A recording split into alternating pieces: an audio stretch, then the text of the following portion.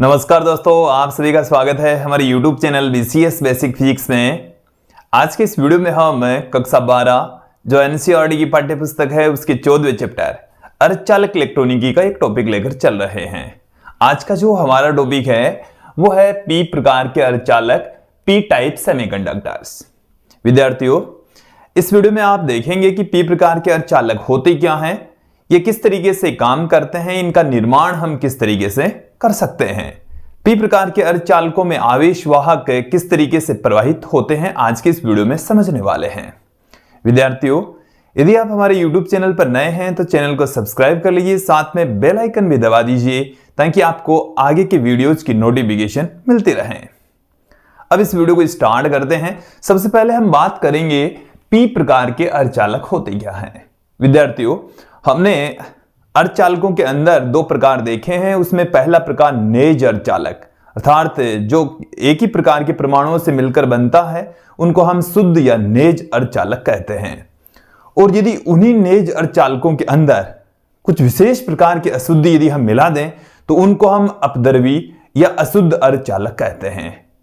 अपद्रवी अर्धचालक भी दो प्रकार के होते हैं। उनमें हमने पहला प्रकार N प्रकार के अर्धचालक, N टाइप सेमीकंडक्टर पढ़ लिया है, देख लिया है। और आज की इस वीडियो में हम अपद्रवी अर्धचालक का जो सेकंड प्रकार है, दूसरा जो टाइप है, वो हम यहां पर देखने वाले हैं, समझने वाले हैं। P प्रकार के अर्धचालक। अब देखिए, P प्रकार के अर्धचालक किसे कहा जाता है कि यदि हम नेज अर्धचालकों में त्रिसंयोजी अशुद्धि मिला दें, नेज अर्धचालकों के अंदर तीन संयोजकता वाली यदि अशुद्धि मिला दी जाती है तो जो अपद्रवी अर्धचालक हमें प्राप्त होगा उसको हम P प्रकार के अर्धचालक कहते हैं। कि वे अर्धचालक जो नेज अर्धचालक में त्रिसंयोजी अशुद्धि मिलाने पर प्राप्त होते हैं P प्रकार के अर्धचालक कहलाते हैं। एक बार फिर से सुन लीजिए कि वे अपद्रवी अर्धचालक जो नेज अर्धचालक में तीन संयोजकता वाली या त्रिसंयोजी अशुद्धि मिलाने पर प्राप्त होते हैं P प्रकार के अर्धचालक कहलाते हैं। अब देखिए, तीन संयोजकता वाली अशुद्धियां कौन कौन सी होती है। तो तीन संयोजकता वाली अशुद्धियों के अंदर जैसे बोरोन है, एल्यूमिनियम है, इंडियम है, गैलियम है, ये सब तीन संयोजकता वाले तत्व होते हैं। और इन तत्वों को यदि हम नेज अर्धचालक के अंदर मिला देते हैं तो P प्रकार का अर्धचालक हमें प्राप्त होता है। क्लियर। सबसे पहले मैं डेफिनेशन पुट कर देता हूं। देखिए, डेफिनेशन क्या है कि वे अपद्रवी अर्धचालक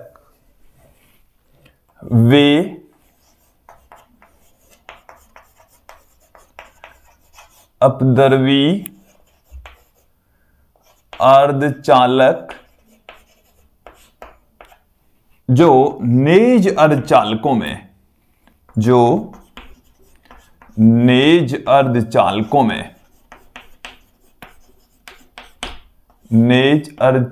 में त्रिसंयोजी अशुद्धि मिलाने से प्राप्त होते हो। त्रिसंयोजी अशुद्धि मिलाने से प्राप्त हो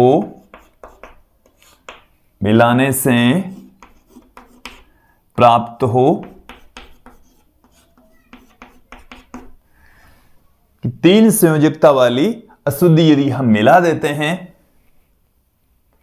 P प्रकार के अर्धचालक कहलाते हैं।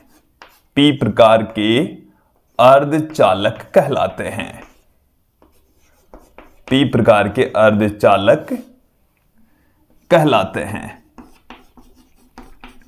अब यहां पर आप देखेंगे कि हमारे पास में है P प्रकार के अर्धचालक।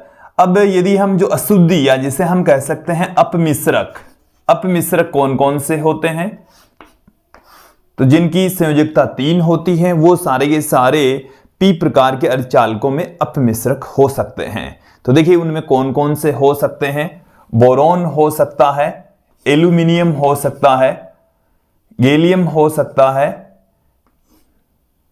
थेलियम हो सकता है, इंडियम हो सकता है। तो P प्रकार के अर्धचालकों के अंदर जो अशुद्धि मिलाई जाती है उसकी संयोजकता तीन, और जो अशुद्धियां हैं वो बोरोन, एल्यूमिनियम, गैलियम या हमारे पास में थेलियम या इंडियम हो सकती है। क्लियर। अब यहां पर आप समझेंगे कि नेज अर्धचालक के अंदर जो परमाणु होते हैं उनकी संयोजकता होती है 4, अर्थात वो अपने पास वाले 4 परमाणुओं के साथ में सहसंयोजक बंध बना लेते हैं, जबकि अशुद्धि परमाणु के अंदर जो संयोजकता है वो 3 होती है। उसकी बाह्यतम कोश में जो इलेक्ट्रॉन है उनकी संख्या 3 होती है। वो अपने पास वाले 3 परमाणुओं के साथ में तो सहसंयोजक बंध बना लेते हैं, लेकिन चौथे परमाणु के साथ में सहसंयोजक बंध नहीं बन पाता। वो एक इलेक्ट्रॉन की कमी को दर्शाता है, वो एक इलेक्ट्रॉन ग्रहण करने की स्थिति में होता है। इसलिए इस प्रकार की अशुद्धि को हम ग्राही अशुद्धि कहते हैं, क्योंकि ये जो अशुद्धि है वो एक इलेक्ट्रॉन ग्रहण करने की स्थिति में होता है, एक इलेक्ट्रॉन की कमी को बताता है। जब इलेक्ट्रॉन की कमी होती है तो उसको हम कहते हैं इलेक्ट्रॉन रिक्ति या होल। तो एक जो अशुद्धि परमाणु होता है वो एक होल हमें देता है। चलिए मैं एक डायग्राम से आपको समझाने का यहां पर प्रयास करूंगा कि हमारे पास में एक पी प्रकार का अर्धचालक है, उसमें जो परमाणु हैं वो इस तरीके से मौजूद हैं। ये हम पी प्रकार के अर्धचालक के अंदर कुछ परमाणु यहां पर आपको दिखा रहे हैं। ऐसे हमने पी प्रकार के अर्धचालकों में परमाणुओं को दिखाया है। अब इनमें जो बंध होते हैं वो इस तरीके से बंध होंगे। चलिए एक बार मैं इसको फिर से, ये जो बंध हैं वो इस प्रकार से बंध होते हैं ऐसे।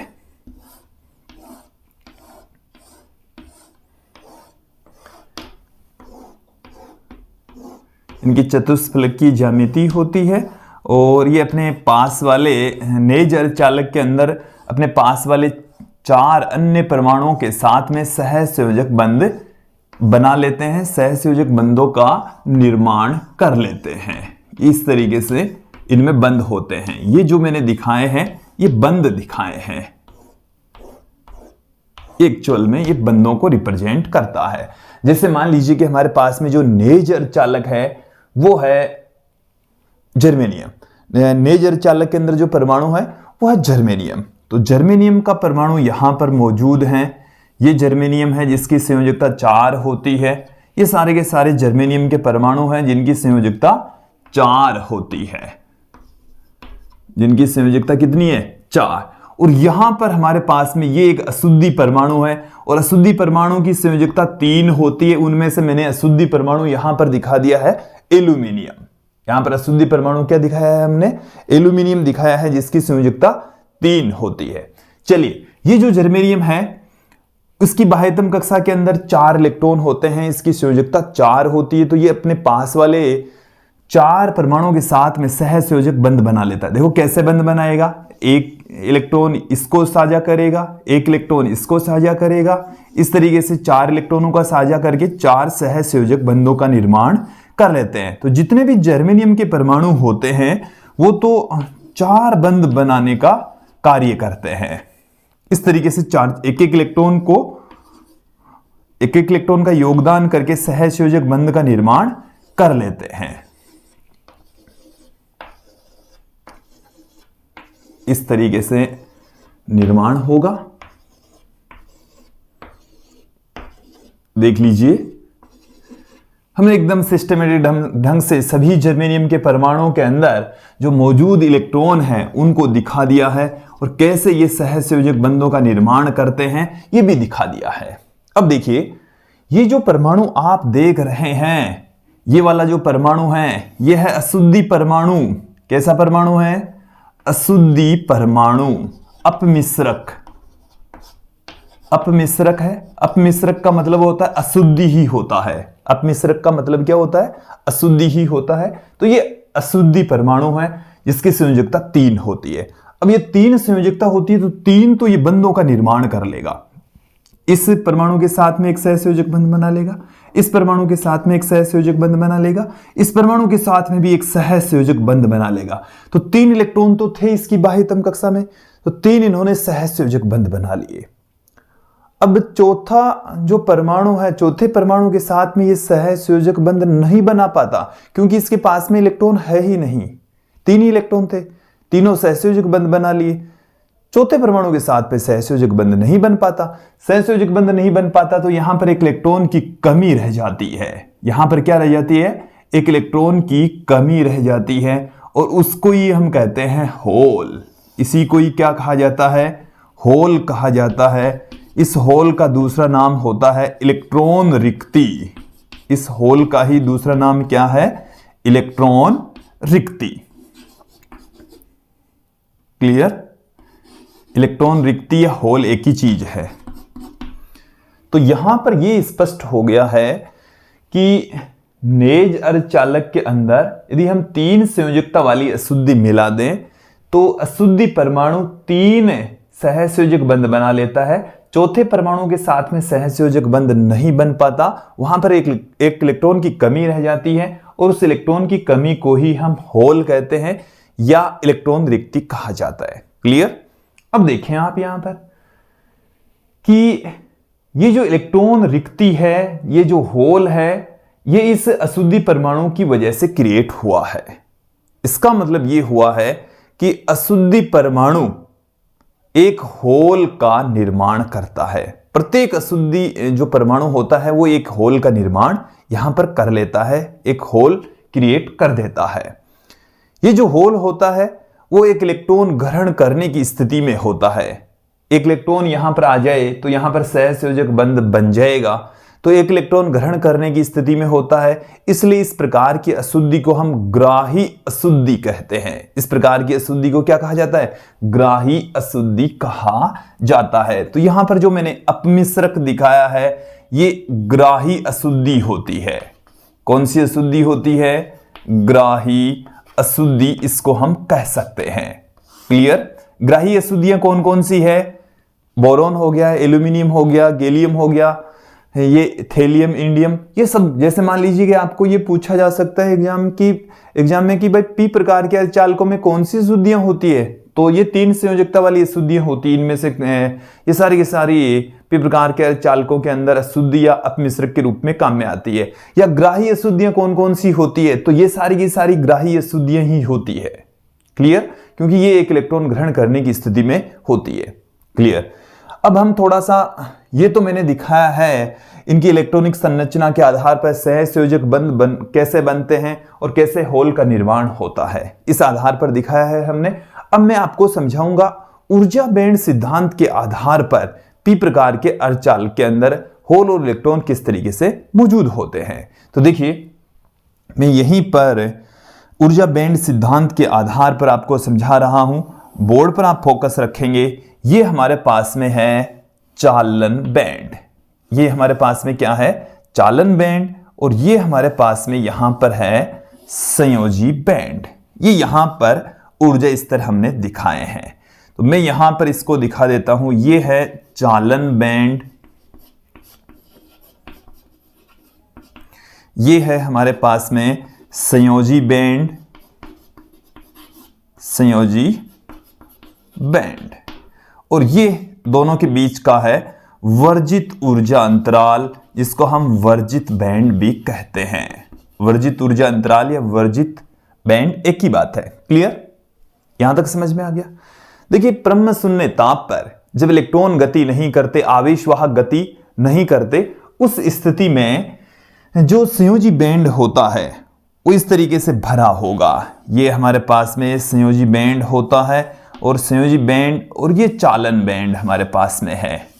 तो देखिए संयोजी बैंड के अंदर होल तथा चालन बैंड के अंदर मौजूद इलेक्ट्रॉन अर्धचालकों में आवेशवाहकों का कार्य करते हैं। इन चीजों को दिमाग में आप फिट बिठा लीजिए कि देखिए संयोजी बैंड के अंदर इलेक्ट्रॉन तो बहुत सारे होते हैं, वो सहसंयोजक बंध बनाकर रखते हैं, लेकिन वो धारा प्रवाह के लिए जिम्मेदार नहीं होते, वे विद्युत ऊर्जा ग्रहण करने की स्थिति में नहीं होते। इन सेंटेंस को आप दिमाग में फिट बैठाते जाइए, ये हम पहले भी पढ़ चुके हैं।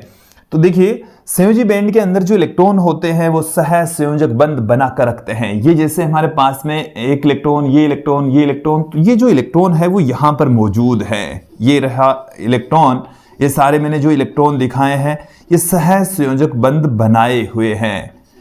क्या कर रहे हैं? ये सहसंयोजक बंधों का निर्माण कर रखा है इन्होंने। क्लियर?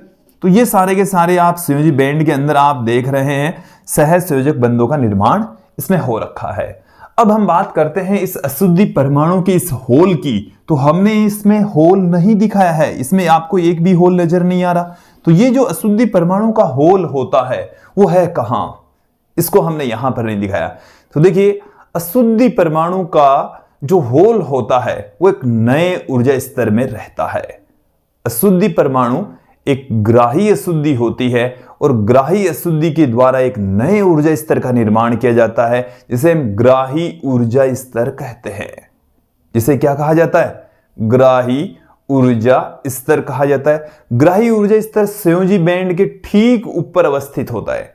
देखिए यहां पर ध्यान देंगे कि ये हमारे पास में है एक नया ऊर्जा स्तर, जिसे हम ग्राही ऊर्जा स्तर कहते हैं। ये कौन सा ऊर्जा स्तर है? ग्राही ऊर्जा स्तर, जो कि संयोजी बैंड के ठीक ऊपर मौजूद होगा। यह संयोजी बैंड यहां पर खत्म हो रहा है और इस संयोजी बैंड के ठीक ऊपर कौन मौजूद है? ये हमारे पास में संयोजी बैंड के ठीक ऊपर ग्राही ऊर्जा स्तर होता है। और इस ग्राही ऊर्जा स्तर के अंदर ही, इस ग्राही ऊर्जा स्तर के अंदर ही मौजूद है हमारे पास में होल। ये होल है जो कि कहां मौजूद हैं? ग्राही ऊर्जा स्तर के अंदर मौजूद होते हैं। तो ग्राही ऊर्जा स्तर में कौन उपस्थित होंगे?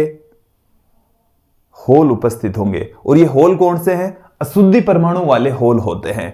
अशुद्धि परमाणु के अंदर ये जो आप होल देख रहे हैं, ये वाला होल ये रहा, एक अशुद्धि परमाणु का होल ये रहा, दूसरी अशुद्धि परमाणु का होल ये रहा, तीसरी अशुद्धि परमाणु का होल ये रहा, चौथी अशुद्धि परमाणु का होल ये रहा। तो ग्राही ऊर्जा स्तर, ग्राही जो अशुद्धि होती है उसमें जो होल होते हैं वो इस ग्राही ऊर्जा स्तर के अंदर मौजूद होते हैं। क्लियर? यहां पर आप देखेंगे कि इस संयोजी बैंड तथा इन दोनों के बीच का जो डिफरेंस होता है, ऊर्जा अंतराल होता है, वो 0.01 इलेक्ट्रॉन वोल्ट के समथिंग होता है। ये यहां से 0.05 इलेक्ट्रॉन वोल्ट तक हो सकता है, लेकिन नियरली इक्वल टू कितना होगा? 0.01 इलेक्ट्रॉन वोल्ट के लगभग बराबर होता है। क्लियर? विद्यार्थियों, इन चीजों को समझ लीजिए। हम एन प्रकार के अर्धचालक पहले पढ़ चुके हैं। एन प्रकार के अर्धचालक में जो अशुद्धि परमाणु है वो एक इलेक्ट्रॉन देने की स्थिति में होता है, तो उसमें जो अशुद्धि है उसको हम दाता अशुद्धि कहते हैं। और दाता अशुद्धि के द्वारा दाता ऊर्जा स्तर का निर्माण किया जाता है, जो कि चालन बैंड के ठीक नीचे मौजूद होता है। और उनमें भी चालन बैंड और दाता ऊर्जा स्तर के बीच का जो ऊर्जा अंतराल था वो 0.01 इलेक्ट्रॉन वोल्ट के समथिंग ही था। तो लगभग उसी टाइप का है, बट इसमें एन प्रकार में एन प्रकार में तो था दाता ऊर्जा स्तर और पी प्रकार में है ग्राही ऊर्जा स्तर, जो कि संयोजी बैंड के ठीक ऊपर मौजूद होगा। ये तो है ब्रह्म शून्य ताप की स्थितियां।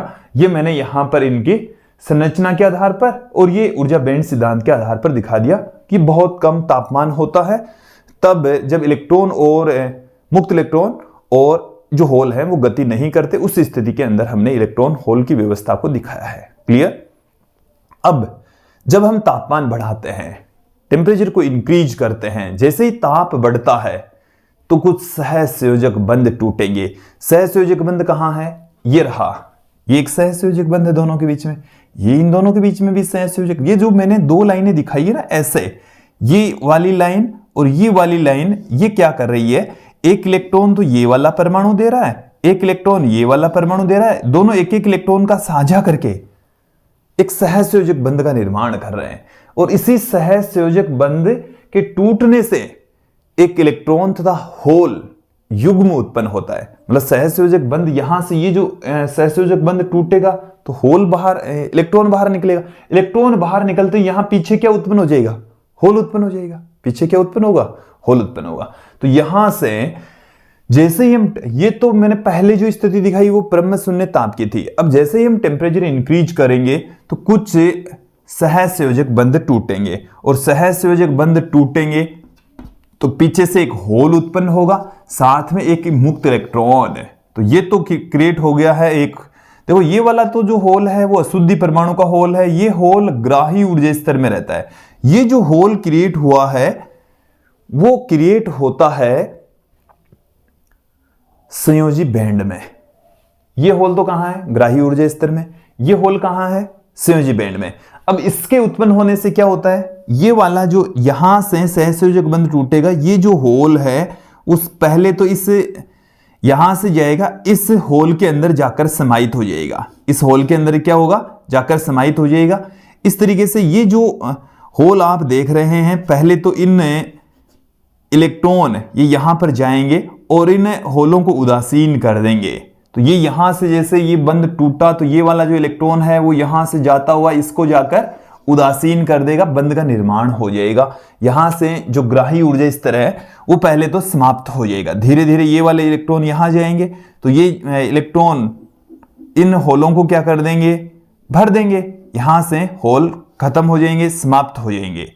कुछ इलेक्ट्रॉन ऐसे भी होंगे जो यहां से सीधे कहां पहुंच गए हैं, आपके पास में चालन बैंड में पहुंच जाएंगे। कुछ इलेक्ट्रॉन कहां से यहां पहुंचेंगे, तो यहां से यहां पहुंचेंगे तो देखो कुछ इलेक्ट्रॉन तो चले गए ग्राही ऊर्जा स्तर में। कुछ इलेक्ट्रॉन ग्राही ऊर्जा स्तर में जाने का मतलब है कि जो अशुद्धि परमाणु से जो होल उत्पन्न हुआ उसको उदासीन कर दिया।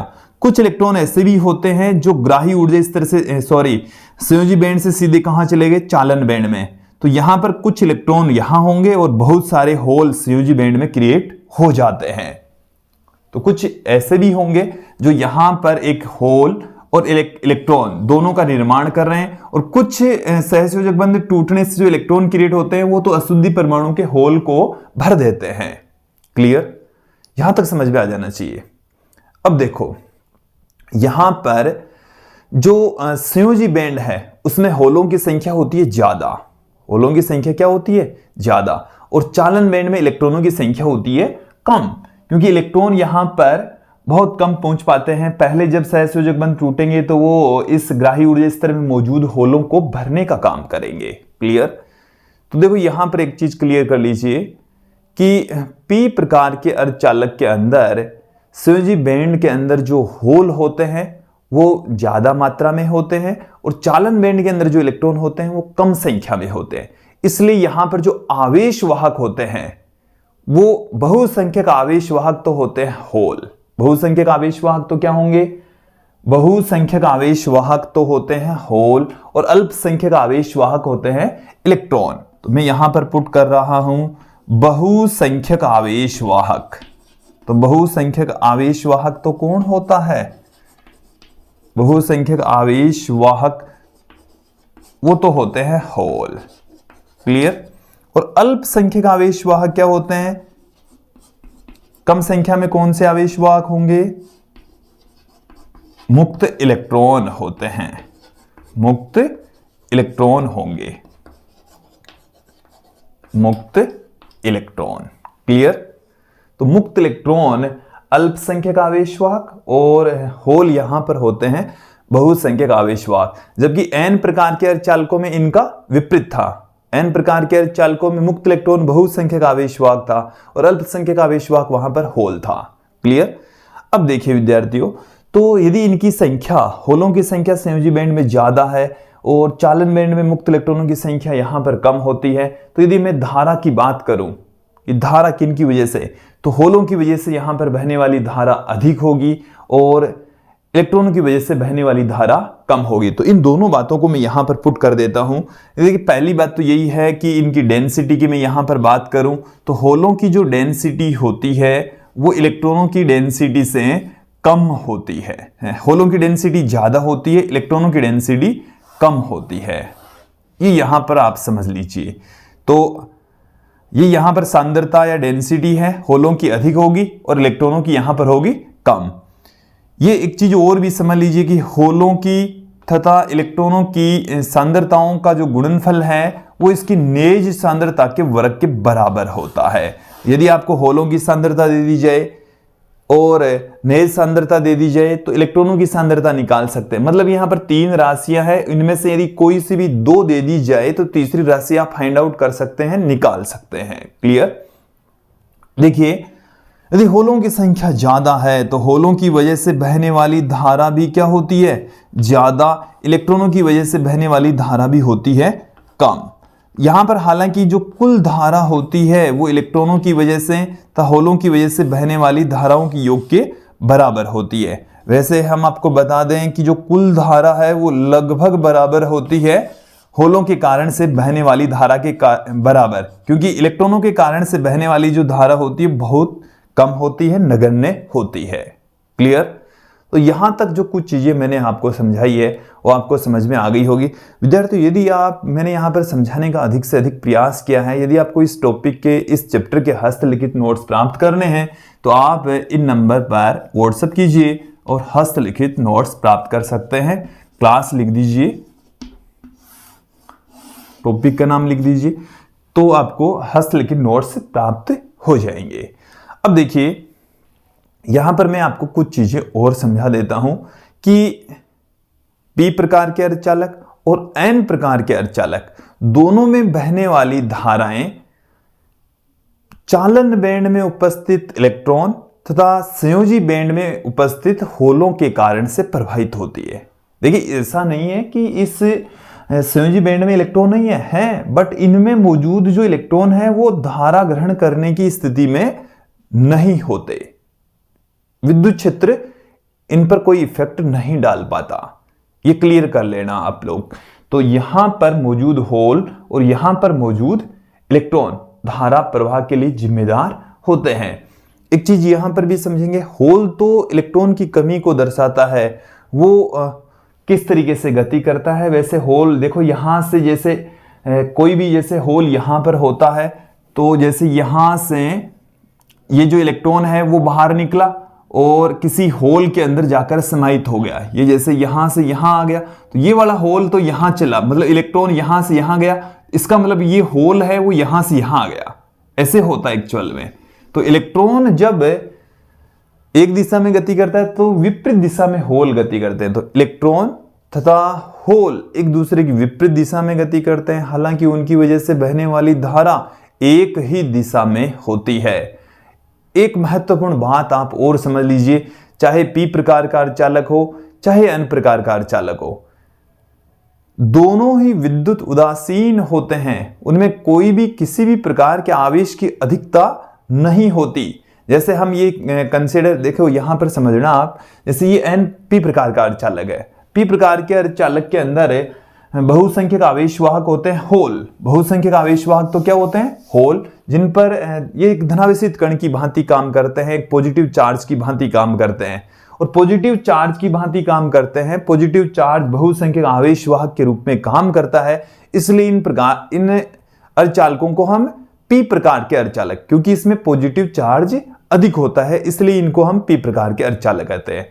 एन प्रकार के अर्धचालक के अंदर नेगेटिव चार्ज अधिक होता है, इसलिए उनको एन प्रकार के अर्धचालक कहते हैं। ये तो क्लियर हो गया। अब आवेशवाहक अधिक होने का मतलब ये नहीं है कि उनके ऊपर आवेश, जैसे पी प्रकार के अर्धचालक पर धनावेश है या एन प्रकार के अर्धचालक पर ऋणावेश है, ऐसा नहीं है। दोनों ही उदासीन है, चाहे पी प्रकार का ले लीजिए चाहे एन प्रकार का ले लीजिए। उन एन प्रकार में नेगेटिव जो चार्ज कैरियर हैं वो ज्यादा होते हैं और पी प्रकार के अंदर पॉजिटिव चार्ज कैरियर ज्यादा होते हैं। क्लियर? हालांकि दोनों ही विद्युत उदासीन होते हैं। क्लियर? तो विद्यार्थियों, ये था आज का हमारा टॉपिक जिसमें आपने पी प्रकार के अर्धचालक देखा।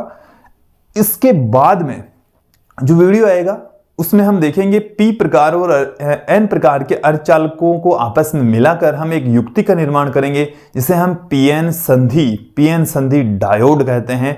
आज के इस वीडियो में इतना ही। धन्यवाद दोस्तों।